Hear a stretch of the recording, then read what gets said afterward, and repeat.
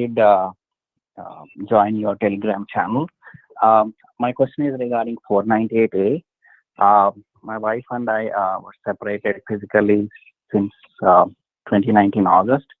That's when I filed the divorce petition in India, and I'm in US right now, so I haven't even been with her since 2019 August.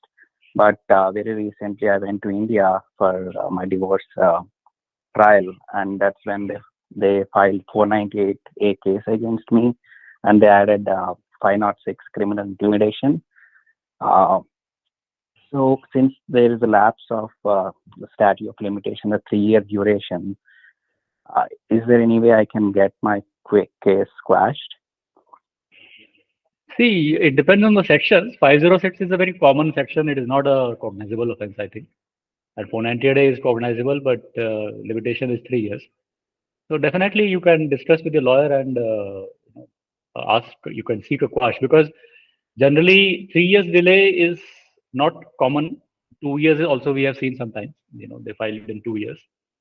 So if it is 3 years, then on based on the statute itself, it is barred by limitation, right? So it's a very technical point, simple, straightforward. We are not discussing about the merits of the allegation itself, but we are going on a technicality. And prima facie also, it looks like a afterthought, or a reaction basically to your divorce Right. petition. So I think based on both these points, prima facie abuse of the process of law, because 3 years, why did you wait? If you, and there is a very clear cut that, when the person came for trial, even in the divorce case now, maybe the case was pending for 2-3 years. Generally, nothing much happens for initial 1 or 2 years in divorce case anyway, especially if filed by the husband. So you came back and you joined the trial to, you know, hopefully to speed it up and all that and participate, because if you have to participate, ultimately it's your case. You have to participate in that. And now she filed so it's a convenient way of, opportunity. And you also have to look at your history, like before marriage, because I'm not sure whether you were already in US, you came to India for marriage, or you got married in India and then you left for US. So all these details, if whatever is favorable to you, um, that you can use against in your quash kind of thing. And generally, I do not advise quash, but I think here this is a good case because it's a clear cut, Okay. limitation. One more thing. Now, one more thing you have to be careful is that continuing offense, Panda, because they have added 506. So my guess is, you read the FIR. There might be an allegation that when you came back to India, you did something, and that time Yep. period may 3 years. It may still be there. Right. So it seems the thing they added was when I attended the court, I threatened her father that I'm going to kill him. That's the reason for Anyway, 506. that's 506. That is not a. You Yeah. didn't threaten the wife basically. You threatened the father, assuming it's true Yep. for a woman.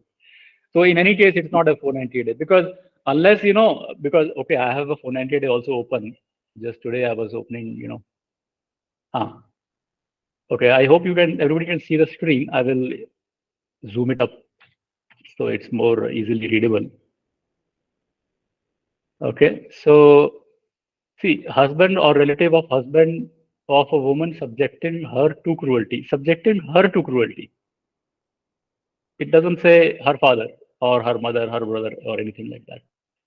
So Yeah. even if you read the details, likely to drive the woman to commit suicide. So she can say, no, no, you threatened my father, and because of that threat, I may commit suicide because I'm such a sensitive woman or whatever. I'm a woman basically. That the woman card itself is sometimes enough. You don't need to qualify with any adjective over there.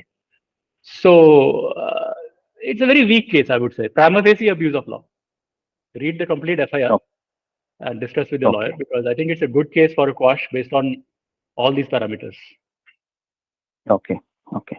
Yeah. The reason I'm asking about Quash is I did see the poll on the Telegram channel that Yeah, it's I a think around quash. Generally, I 50%. don't advise because you can see the results yourself, and Yeah, that's why.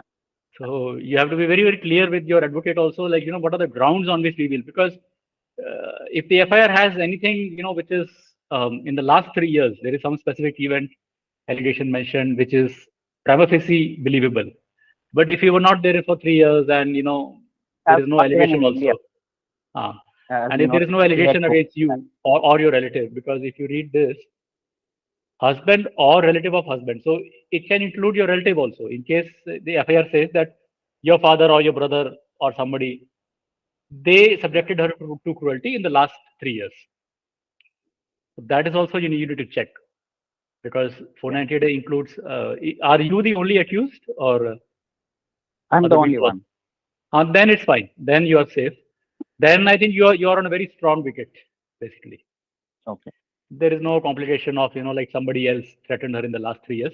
You were outside India for 3 years, so she will have the onus to prove, like he used to call me, he used to uh, you know WhatsApp me from, or whatever, harass me on the phone or whatever. So let her bring the proof.